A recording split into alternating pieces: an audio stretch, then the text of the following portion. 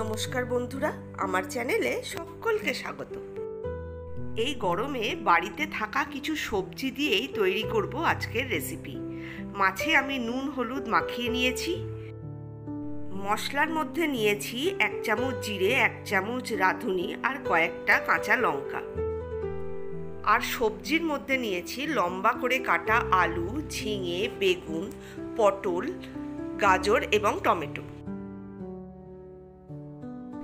এই গোটা মশলাগুলো মিক্সি বা শিলে, যাতে আপনার সুবিধে হয়, ভালো করে মিহি করে বেটে নিতে হবে।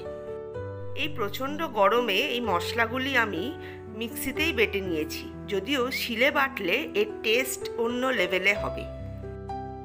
কড়াইতে নিয়ে নিয়েছি সর্ষের তেল। তেল খুব ভালো গরম হলে মাছগুলো এতে হালকা করে ভেজে নেব। গোটা মশলাগুলি আমি মিক্সিতে বেটে নিয়েছি। মাছ ভাজার তেলেই দিয়ে দেব কালো জিরে আর টমেটো। তারপর বাটা মশলাটা অ্যাড করে খুব ভালোভাবে কষে নেব। মশলা খুব ভালোভাবে কষে নিয়ে দিয়ে দেব কয়েকটা গুঁড়ো মশলা। দিয়ে দেব হলুদ, লঙ্কা গুঁড়ো, নুন এবং চিনি। অল্প একটু জলের ছিটে দিয়ে মশলাটা ভালো করে কষে নিয়ে এর মধ্যে অ্যাড করব কাঁচা সবজিগুলি।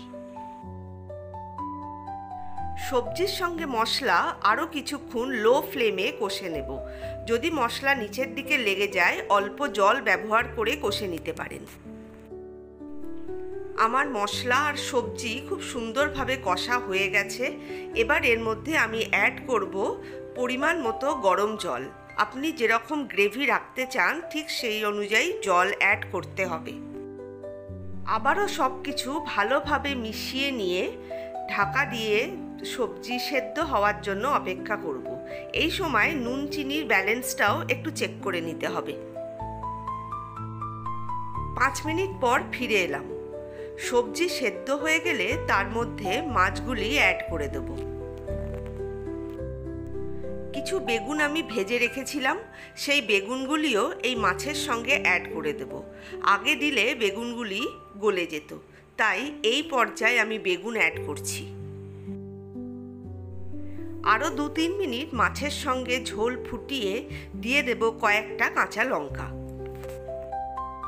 গ্যাস অফ করে ঢাকা দিয়ে রেখে দেব যতক্ষণ না পরিবেশন করছি।